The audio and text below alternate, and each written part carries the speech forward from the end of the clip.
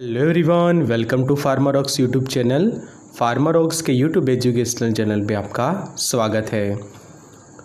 Basic use of drugs and medicines के part 13 video lecture में हम कुछ इंपॉर्टेंट मेडिसिन्स के बारे में और उसके क्लासिफिकेशन डोजेस के बारे में सीखने वाले हैं।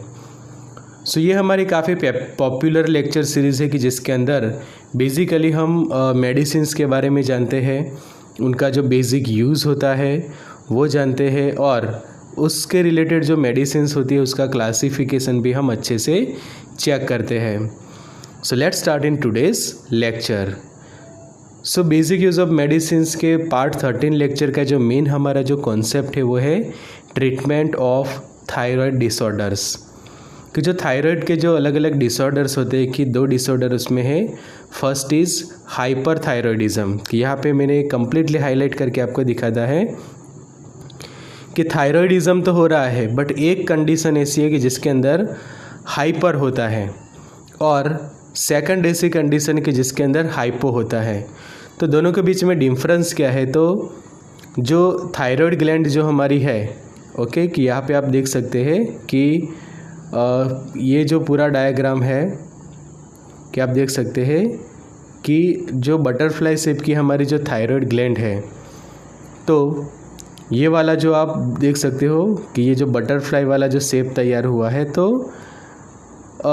वहाँ पे क्या होता है, थायराइड ग्लैंड उसके अंदर से थायरॉक्सिन जो हार्मोन है उसको रिलीज़ करती है। तो कुछ केसेस में थायराइड हार्मोन्स जो है उसका लेवल काफ़ी ज़्यादा होता है, कि मतलब यहाँ पे लिखा ही है कि हाइपर, कि जब हमारी ये गले के पास आई हुई ग्लैंड थायराइड ग्लैंड की, ये वाला पोर्शन आप अच्छे से देख सकते हैं कि जो बटरफ्लाई शेप की हमारी ग्लैंड है, तो ये ग्लैंड जब हाइपर सीक्रेस एक्टिव हो जाती है, मतलब कि एक्सेसिव अमाउंट के अंदर थायराइड हार्मोन सीक्रेस करती है, तो उसके कारण जो कंडीशन फॉर्म होती है उसको कहा जाता है हाइपरथायरॉयडिज्म। और उससे कम्प्लीटली ऑपोजिट कि जिसके अंदर थायराइड ग्लैंड जो है वो सबसे कम अमाउंट के अंदर थायराइड हार्मोन्स जो है वो सीक्रेट करती है, तो ये कंडीशन हो जाती है हाइपोथायरॉयडिज्म। तो इसी के ट्रीटमेंट के अंदर जो हम अलग अलग मेडिसिन्स वगैरह यूज़ करते हैं उसी को हम आज के वीडियो लेक्चर में डिटेल में स्टडी करेंगे। Let's start in this lecture. Be updated with the pharma knowledge. For that, subscribe the channel and press on the bell icon and never miss any video of Pharmarox. Also subscribe the channel. Also use our app Pharmarox Android application on Google Play। कि Pharmarox के mobile application पे आपको online test series मिल जाएंगी, video lectures मिल जाएंगे, फिर जो test series है वो टॉपिक वाइज आपको मिलेगी, कि जिसके अंदर ये वाला मेन इसका फीचर है कि 365 टेस्ट इन 365 डेज 28 पैसा पर डे, एमसीक्यू का सॉल्यूशन मिलेगा, एक्सप्लेनेशन, प्रॉपर रिजल्ट एनालिसिस, ये सभी आपको क्वालिटीज़ मिलेगी फार्मारॉक्स की ऐप ऊपर। तो अभी डाउनलोड कर लीजिए ये app Pharmarocks Android application on Google play. Treatment of thyroid disorder, दो मेन डिसऑर्डर है, एक हाइपर एंड हाइपोथायरॉयडिज्म। तो सबसे पहले आप ये जानो कि व्हाट इज़ हाइपरथायरॉयडिज्म। तो यहाँ पे डायग्राम में दिखाया है कि in hyperthyroidism an over active thyroid gland, की जब आपकी ये थायराइड ग्लैंड कैसी है, ओवर एक्टिव है, produce excessive thyroid hormone. Excessive amount के अंदर ये जो गले के भाग में बटरफ्लाई शेप की जो थायराइड ग्लैंड आई है वो एक्सेसिव अमाउंट के अंदर थायराइड हार्मोन्स प्रोड्यूस करती है, जिसके कारण क्या है कि एनलार्जमेंट ऑफ ग्लैंड। अब समझो कि ग्लैंड का जब सरफेस एरिया बढ़ेगा तो सरफेस एरिया इंक्रीज होने के कारण भी वो एक्सेसिव अमाउंट के अंदर थायराइड हार्मोन को सीक्रेट करती है। तो जब आपकी बॉडी के अंदर थायराइड ग्लैंड ओवर एक्टिव हो जाती है और एक्सेसिव अमाउंट के अंदर थायराइड हार्मोन को रिलीज़ करती है, तो उसको हम कहते हैं हाइपरथायरॉयडिज्म, और उसके कारण जो कंडीशन फॉर्म होती है वो कहा जाता है हाइपरथायरॉयडिज्म। उससे कम्प्लीटली ऑपोजिट सेकंड कंडीशन की हाइपोथायरॉयडिज्म, की जिसके अंदर insufficient production of thyroid hormone, कि यहाँ पे कम अमाउंट में प्रोड्यूस हो रहा है थायराइड हार्मोन, इनसफिशिएंट प्रोडक्शन कहा जा रहा है। From resistance of peripheral tissue to the effect of thyroid hormone rarely, कि उसके कारण क्या है कि स्पेशली जब किसी चीज़ का रेजिस्टेंस है कि उसके रिलीज रिलेटेड कोई रेजिस्टेंस प्रोड्यूस हुआ है बॉडी के अंदर, तब आपका जो बॉडी है वो नॉर्मल थायराइड हार्मोन्स सीक्रेट नहीं कर पाता, और कई बार जितनी ज़रूरत होती है उससे भी कम, कि सफिशिएंट रिलीज़ हो तो कोई प्रॉब्लम नहीं है, बट इनसफिशिएंट अमाउंट में प्रोड्यूस हो रहा है कि जो अपनी जो चाहिए जितनी मात्रा उससे बहुत ही कम मात्रा के अंदर हार्मोन जो है वो सीक्रेट हो रहे हैं। तो उसके कारण जो डिसीज़ कंडीशन फॉर्म होती है उसको कहा जाता है हाइपरथायरॉयडिज्म। तो ये होता है दोनों के बीच में का डिफरेंस, कि हाइपरथायरॉयडिज्म में क्या होता है कि high T3 and T4 level, कि T3 एंड T4 जो हार्मोन्स है उसका लेवल काफ़ी हाई होता है, जबकि T3 एंड T4 का लेवल हाइपो के अंदर होता है लो। हाइपरथायरॉयडिज्म के अंदर TSH thyroid secreting hormone, TSH जो हम कहते हैं थायराइड स्टिमुलेटिंग हार्मोन, तो उसका लेवल लो होता है TSH का, जबकि यहाँ पे हाई होता है हाइपो के अंदर। फिर पेशेंट इनटॉलरेंस टू हीट, गर्मी सहन नहीं कर पाता, जबकि हाइपो के अंदर उसको ठंडी सहन नहीं हो सकती। हाइपर वाले पेशेंट को डायरिया होते हैं, जबकि हाइपो वाले पेशेंट कॉन्स्टिपेशन उनको देखी जाती है। यहाँ पे बल्जिंग आई है तो आईलिड एंड फेशियल एडिमा देखे जाते हैं। हाइपरथायरॉयडिज्म में वेट लॉस होता है, जबकि हाइपो के अंदर वेट गेन होता है। यहाँ पे भूख बढ़ती है, इंक्रीज एपेटाइट फिर भी वेट लॉस, और यहाँ पे डिक्रीज एपेटाइट फिर भी वेट गेन। मतलब कि जिसको हाइपरथायरॉयडिज्म होता है वो इंसान कैसा हो जाता है, पतला हो जाता है, उसका शरीर जो है वो धीरे धीरे वीक होता जाता है, पतला होता जाता है। कि समझो कि आपने जो पर्सन है हाइपरथायरॉयडिज्म वाले को पहले देखा हो तो काफ़ी हेल्दी दिखेगा, और हाइपरथायरॉयडिज्म के दौरान जब आप उसको देखेंगे तो काफ़ी वो इंसान दिखेगा आपको पतला। उससे अपोजिट हाइपोथायरॉयडिज्म में व्यक्ति का जो वेट है वो बिना किसी रीज़न से बढ़ता जाएगा, बराबर। इवन समझे कि वो खाता तो कम है, भूख उसको कम लगती है, खाना भी बहुत कम खाता है, फिर भी उसका वेट गेन होता है। मतलब कि बॉडी जो है वो काफ़ी फुल जाती है, जिसके कारण जो हम कह सकते हैं कि मोटापन जो है वो देखा जाएगा वो पेशेंट के अंदर, कि काफ़ी पेशेंट आपको मोटा लग रहा है, काफ़ी बॉडी में लग रहा है, जिसको इंग्लिश में हम ओबेसिटी जैसे भी कंडीशन कह सकते हैं, कि व्यक्ति आपको थोड़ा सा ओबेसिटी लगेगी, उसके अंदर ओबेस लगेगा। हाइपरथायरॉयडिज्म के जो कंडीशंस है उसको गॉइटर भी कही जाती है, ग्रेव्स डिसीज़ उसका एक टाइप है, एंड पेपिलरी कार्सिनोमा। और जो हाइपोथायरॉयडिज्म है उसके अंदर क्रिटिनिज्म एंड मिक्सोडेमा, ये दो कंडीशन फॉर्म होती है। यहाँ पे डायग्रामेटिकली भी आप समझ सकते हैं कि ये जो है हाइपो वाला पेशेंट, उसको काफ़ी लग रही है ठंड, जिसके कारण देख सकते हैं ये स्वेटर पहने हुए है, पूरा बॉडी उसने कवर करके लिखा है, बिकॉज इनटॉलरेंस टू कोल्ड, ठंडी वो सहन नहीं कर सकता। जबकि हाइपर वाले पेशेंट को काफ़ी गर्मी लग रही है, आप देख सकते हैं कि फ़ैन को लेकर ही वो पेशेंट बैठा है। और बाकी जो जितने भी उसके साइन एंड सिम्टम्स है या फिर जो डिफरेंस देखे तो डिफरेंस आप एक एक करके देख सकते हैं कि एनोरेक्सिया है यहाँ पे, जबकि वहाँ पे क्या होता है कि भूख ज़्यादा लगती है, लॉस ऑफ एपेटाइट, या फिर भूख ज़्यादा लगती है।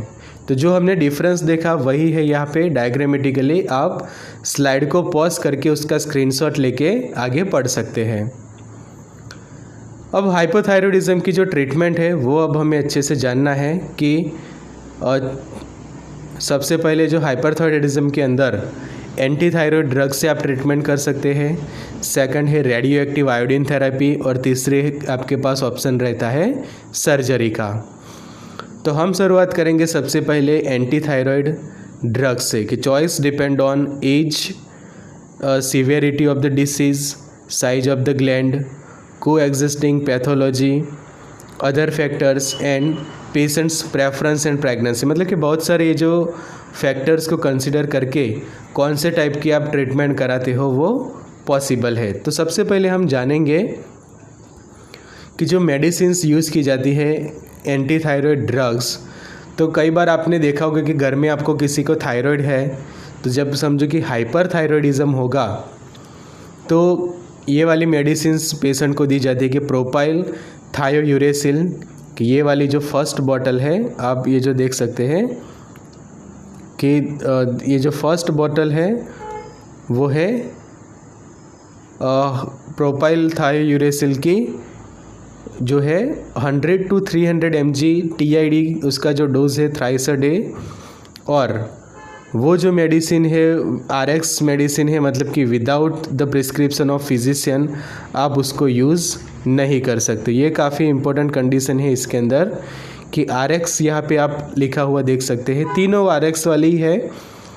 बिकॉज़ ये जो थायराइड कंडीशन है, ऐसा नहीं है कि आप OTC ओवर द काउंटर ये मेडिसिन ले लोगे, ऐसा नहीं होता। प्रॉपर आपको रिपोर्ट्स करवाने होते हैं, अच्छे से डायग्नोसिस के लिए ब्लड टेस्ट किए जाते हैं, और उसके बाद based on a level of thyroid hormones कि उसकी अमाउंट कितनी ज़्यादा है, और उसके बेसिस पे ये डोज कंसीडर करके पेशेंट को दिया जाता है। तो ये है फर्स्ट मेडिसिन प्रोपाइल थायोयूरेसिल। सेकंड है मेथिमाजोल, ये भी काफ़ी फेमस है। सेकंड वाली ये जो बॉटल देख सकते हैं आप, फर्स्ट वाली थी प्रोपाइल थायोयूरेसिल, सेकंड मेथिमाजोल की जो टैबलेट्स आती है उसकी अलग अलग स्ट्रेंथ रहती है, 10 से लेकर 20 TID, मतलब कि 3 times अ डे, और उसके बाद 1 a डे इसका डोजेस रहता है। तो 5 mg में भी वो अवेलेबल है। यूजुअली 100 टैबलेट्स पेशेंट्स को दी जाती है, बिकॉज 3 times से ये मेडिसिन्स लेनी होती है, तो एटलीस्ट 30 दिन तक भी वो लेता है तो एटलीस्ट उसको 90 टैबलेट्स की ज़रूरत पड़ेगी। दूसरी तौर से ये आपने देखा होगा कि जब भी ये थायराइड की मेडिसिन्स होती है तो इस तरह से बॉटल में आती है। आपने उसके ब्लिस्टर बहुत कम केसेस में देखे होंगे। हमेशा पेशेंट को ऐसे ही एटलीस्ट मिनिमम 100 टैबलेट्स वाली ये बॉटल्स जो है वो दे दी जाती है। नेक्स्ट है तीसरी वो हमारी मेडिसिन जो भी काफ़ी फेमस है, वो है कार्बिमाजोल, कि जो थायराइड के ट्रीटमेंट में यूज़ होती है कि जब हाइपर थायराइडिज्म होता है, पेशेंट को हाइपर थायराइडिज्म होता है, मतलब कि थायराइड हार्मोन्स का सिक्रेशन ज़्यादा अमाउंट में हो रहा है।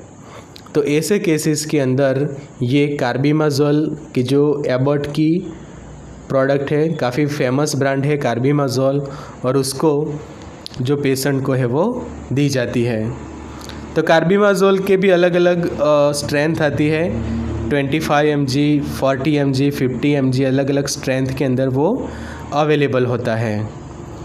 तो ये तीनों मेडिसिन्स का बेसिक यूज़ आप खास याद रखो, carbimazole, methimazole and propylthiouracil, always they are used to treat hyperthyroidism के, जिसको हम कहते हैं कि थायराइड हार्मोन्स का सिक्रेशन जो है वो पेशेंट के अंदर ज़्यादा अमाउंट में हो रहा है, और उसके साइन एंड सिम्टम्स हमने प्रीवियस ऑलरेडी देख चुके हैं। मेडिसिन्स के बाद आपका जो और एक ऑप्शन है ये मेडिसिन्स का, बट इसके जो साइड इफ़ेक्ट है कि क्रॉस द प्लेसेंटा, उसी के कारण जब प्रेगनेंसी होती है उस वक्त काफ़ी ध्यान रखना पड़ता है। ये मेडिसिन के inhibit fetal thyroid function, excreted in breast milk, skin rashes हो सकते हैं, फीवर हो सकता है, peripheral neuritis, polyarthritis and granulocytopenia वगैरह साइड इफ़ेक्ट रहती है ये थायराइड के मेडिसिन्स की। तो जिस तरह से वो डोज प्रिस्क्राइब किया होता है उसी डोज के अकॉर्डिंग लेना होता है। प्लस वो वाली बॉटल आपने कम्प्लीटली ख़त्म कर ली तो उसके बाद फिर से आपका अच्छे से CBC किया जाता है, कंप्लीट ब्लड काउंट या फिर जो थायराइड का जो टेस्ट है वो करने के बाद ही फिर से उसका जो डोज है वो आपको प्रीफर करके दिया जाता है। तो ऐसा नहीं है कि डोज उसका फिक्स रहेगा, डोज डिपेंड रहता है पेशेंट के ऊपर, उसकी कंडीशन के ऊपर कि अब कितना थायराइड का लेवल प्लस हो रहा है या फिर माइनस हो रहा है। अगर किसी में पेशेंट को मेडिसिन से ट्रीट नहीं होता तो उसके लिए सेकंड ऑप्शन रहता है रेडियो एक्टिव आयोडीन थेरेपी से उसको ट्रीट किया जाता है, कि जिसके अंदर iodine 131 is taken up and trap, emission of alpha particles and then destroy the thyroid tissue. की यहाँ पे आप देख सकते हैं कि रेडियो एक्टिव आयोडीन इंजेस्टेड किया जाता है ओरल कैविटी से, and gamma probe measuring thyroid gland radio activity. और यहाँ पे ये जो बटरफ्लाई शेप की आप ग्लैंड देख रहे हैं जिसको हम कहते हैं थायराइड ग्लैंड, तो आयोडीन 131 जब अल्फ़ा पार्टिकल्स को इमिशन करेगा तो वो क्या करेगा, थायराइड ग्लैंड को डिस्ट्रॉय करेगा, और जिसके कारण जो उसके हार्मफुल सेल्स है कि जो भी उसका इन्फ्लेमेशन हुआ है या फिर जो भी उसके डैमेज हुए हैं वो रिपेयर हो सकते हैं, या फिर कम्प्लीटली आप उसको डिस्ट्रॉय करवाते हैं थायराइड ग्लैंड को। सेकंड ऑप्शन अब हमारा हाइपोथायरॉयडिज्म, दूसरी कंडीशन कि एक कंडीशन और उसके ट्रीटमेंट, उसके बेसिक यूज़ हमने जान लिया कि स्पेशली ये 3 आपको याद रखना है मेडिसिन्स कि कार्बिमाजोल, मैथिमाजोल एंड प्रोपाइलथायोयूरेसिल। तो ये था हाइपरथायरॉयडिज्म का ट्रीटमेंट कि ये वाले स्लाइड्स में हमने देखा ये तीनों मेडिसिन डिपेंड ऑन पेशेंट। कुछ पेशेंट्स को कार्बिमाजोल भी प्रिस्क्राइब की जाती है, कुछ पेशेंट को मैथिमाजोल एंड कुछ को प्रोपाइलथायोयूरेसिल। के जो मेडिसिन अच्छे से सूट करेगी वो हाइपरथायरॉयडिज्म में ब्लड टेस्ट करके उसका जो रिपोर्ट है उसको चेक करके दिए जाती है। उसके बाद जो हमारी नेक्स्ट कंडीशन है वो हम जान लेते हैं, वो है अब हाइपोथायरॉयडिज्म। कि हाइपोथायरॉयडिज्म क्या है और उसकी ट्रीटमेंट कैसे की जाती है। कि जब आपकी थायराइड ग्लैंड लेस एक्टिव बन जाती है, पहले क्या था हाइपर एक्टिव थी, अब लेस एक्टिव, काफ़ी कम एक्टिव हो गई है, जिसके कारण जो कंडीशन फॉर्म होती है उसको हम कहते हैं हाइपोथायरॉयडिज्म। और लेस एक्टिव ग्लैंड क्या करेगी, इनसफिशिएंट अमाउंट के अंदर थायराइड हार्मोन को प्रोड्यूस करेगी, कि जिसके कारण काफ़ी दिनों तक आपका थायराइड का जो लेवल है आपके बॉडी के अंदर काफ़ी कम रहेगा, और आगे जाके जो डिसीज़ कंडीशन फॉर्म होती है उसको हम कहते हैं हाइपोथायरॉयडिज्म। तो हाइपोथायरॉयडिज्म में 2 कंडीशन होती है, एक जो स्पेशली चिल्ड्रंस के अंदर होता है वो क्रिटिनिज्म, और सेकंड कंडीशन की जो मिक्सोडेमा स्पेशली एडल्ट के अंदर होता है। तो एडल्ट के अंदर जब थायराइड ग्लैंड लेस एक्टिव बन जाती है तो वो कंडीशन कही जाती है मिक्सोडेमा, और क्रिटिनिज्म के अंदर स्पेशली वो अफेक्ट करते हैं छोटे बच्चों को, चिल्ड्रंस को। तो क्रिटिनिज्म क्या है, तो cretinism is a child with severe hypothyroidism present at birth और developing within first year of postnatal life. Postnatal life मतलब कि चिल्ड्रन के बर्थ के बाद, पोस्ट बात की है मतलब कि प्री नहीं, प्रेगनेंसी के बाद, मतलब कि जब उसका बर्थ हो जाता है उसके दौरान डेवलपिंग स्टेज में जब चिल्ड्रन होता है उस दौरान उसकी थायराइड ग्लैंड जो है वो लेस एक्टिव बन जाती है किसी कारणवश। तो अलग अलग कोई समझे कि थायराइड ग्लैंड का इन्फेक्शन हुआ है, बराबर, तो उसके कारण जब थायराइड ग्लैंड का इन्फ्लेमेशन होता है तो वो ग्लैंड जो है वो लेस एक्टिव बन जाती है, और जिसके कारण वो ग्लैंड क्या करेगी, काफ़ी कम अमाउंट के अंदर आपके अंदर थायराइड जो है वो हार्मोन सीक्रेट करेगी। तो जब चिल्ड्रंस के अंदर ये कंडीशन फॉर्म होती है स्पेशली आफ्टर द बर्थ, कि जब डेवलपिंग स्टेज में होता है स्मॉल चिल्ड्रन, कि जिसको हम उसकी पोस्ट नेटल लाइफ कहते हैं, तो उस वक्त ये कंडीशन काफ़ी सीवियर बन जाती है कि जब ऐसे छोटे बच्चे को इस तरह का कंडीशन होता है। तो congenital hypothyroidism previously known as a cretinism is severe deficiency of thyroid hormone in newborns. Specially newborns के अंदर क्रिटिनिज्म देखा जाता है। It causes impair neurological function, stunt growth and physical deformities. कि जब डेवलपिंग स्टेज में ही ये प्रॉब्लम होती है कि जो बच्चा फिर आगे अच्छे से उसका ग्रोथ नहीं कर पाता और उसके अंदर न्यूरोलॉजिकल फंक्शन अल्टर होते हैं, उसके बाद उसका ग्रोथ अच्छे से नहीं होता। और दूसरी चीज़ फिज़िकल डिफॉर्मिटीज़, मतलब कि अच्छे से उसके ऑर्गन्स जो है वो फिर आगे जाके डेवलप नहीं होते, और न्यूरोलॉजिकल प्रॉब्लम तो बहुत ही ज़्यादा होता है। This hormone are essential for healthy growth of brain and nervous system development. अब थायराइड हार्मोन्स का ज़रूरी क्यों है कि हमारे जब चिल्ड्रन कोई डेवलपिंग स्टेज में होता है कि जब उसकी ग्रोथ होती है कि जिसको हम कहते हैं पोस्ट नेटल लाइफ की, वो लाइफ के अंदर कि समझो कि बच्चा 6 मंथ का है, 6 मंथ से लेकर उसका समझो कि 5 ईयर तक का हम पीरियड ले, तो उस वक्त में उसके जो ग्रोथ का मेन इंपॉर्टेंट पीरियड होता है कि उस वक्त समझो कि उसकी अच्छी ग्रोथ हो जाती है, तो उसकी हेल्दी ग्रोथ हो जाएगी उसके ब्रेन की as well as the nervous system की। उसके बाद समझो कि 6 से 12 के अंदर तो वो जो है वो आगे स्कूल एजेस के अंदर सबसे अच्छे से अपना जितना अच्छा डेवलपमेंट कर सके वो करेगा based on it's healthy growth of brain and nervous system. But ये इस डेवलपिंग स्टेज में ही जब उसका डेवलपमेंट नहीं होता अच्छे से, तो वो बच्चा आगे जाके काफ़ी वीक रहता है। तो ये कंडीशन क्रिटिनिज़म। तो क्रिटिनिज़म को कैसे ट्रीट किया जाता है? तो iodine only if iodine deficiency is the कोज।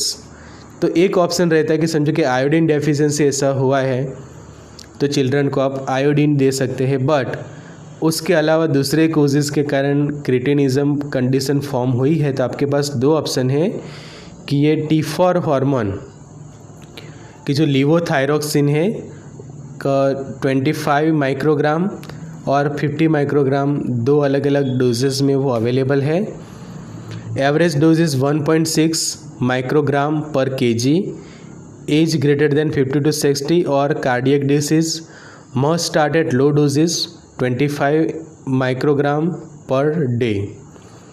सबसे पहले आप जब शुरुआत करते हैं तो 25 mg डोज से शुरुआत करते हैं। Recheck thyroid hormone level every 4 to 6 weeks after a dose change. Aim for normal TSH level, कि इससे आप क्या करोगे कि जो TSH का जो लेवल है उसको नॉर्मल करने का ट्राई करोगे बाय दिस लीवोथायरॉक्सिन।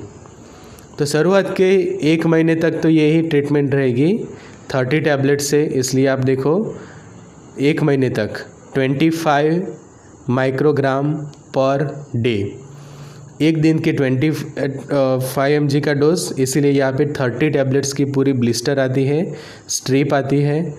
उसके बाद ज़रूरत पड़े तो पेशेंट को 50 mg माइक्रोग्राम, mg नहीं है खास आप अच्छे से समझो कि कई बार MCQ में भी पूछा जाए तो वो खास अच्छे से पढ़ो कि माइक्रोग्राम डोज है इसका, not the milligram.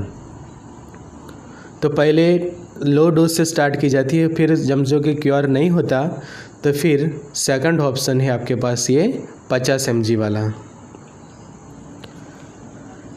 Treatment of क्रिटिनिज़म में T4 के बाद एक और ऑप्शन है आपके पास T3 का, कि टैबलेट लियोथायरोनिन T3 किया जाता है। टैबलेट से उसकी साइटोमेल ब्रांड नेम है, ये वाला देख सकते हो आप, फाइज़र की ये जो ब्रांड है साइटोमेल। 5 माइक्रोग्राम उसका स्टार्टिंग डोज है, 5 से 10 microgram per day.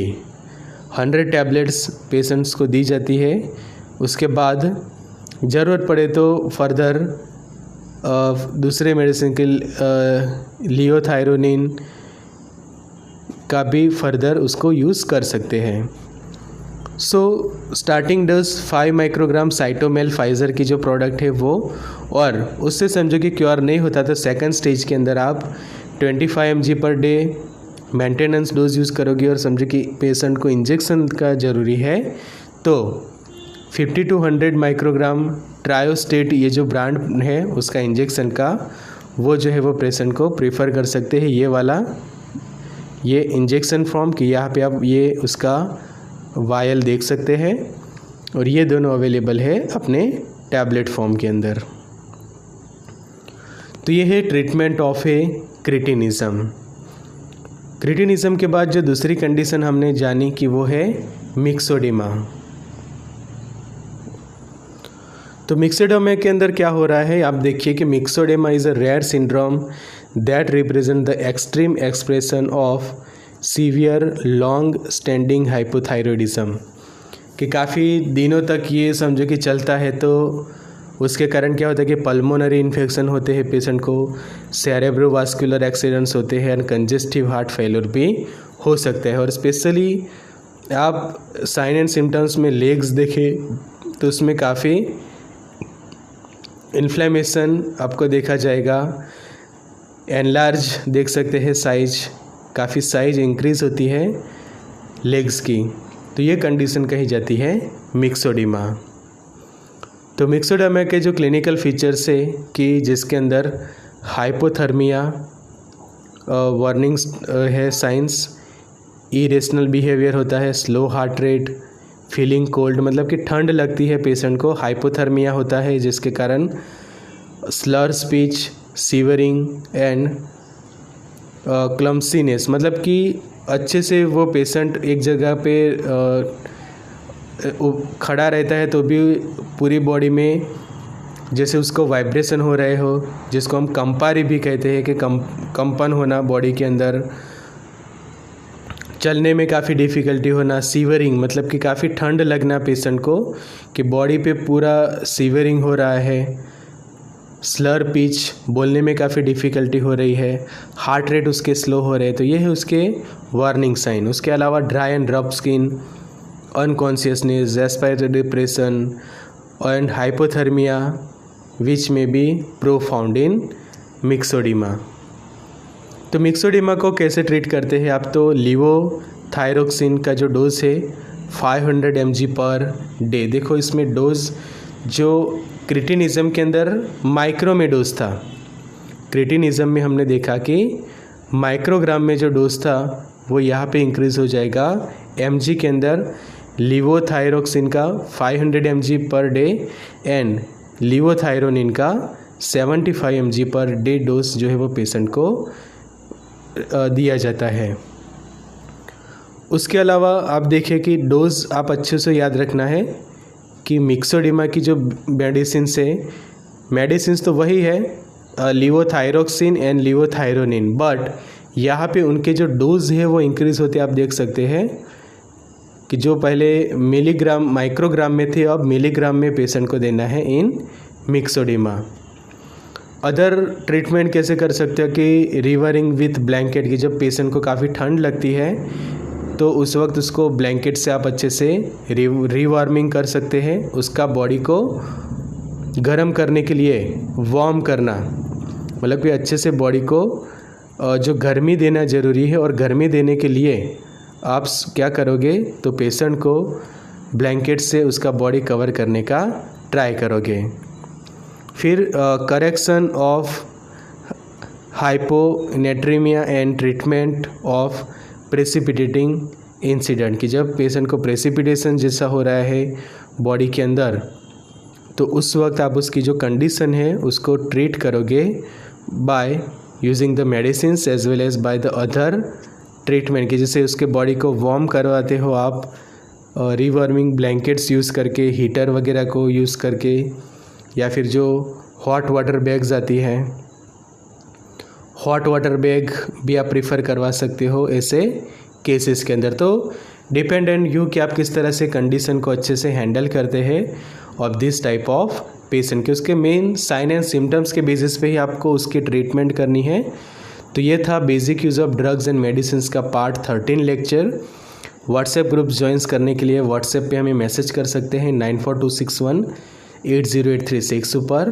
So thank you friends for watching this video. Share the video, subscribe channel, press on the bell icon and never miss any video of PharmaRox.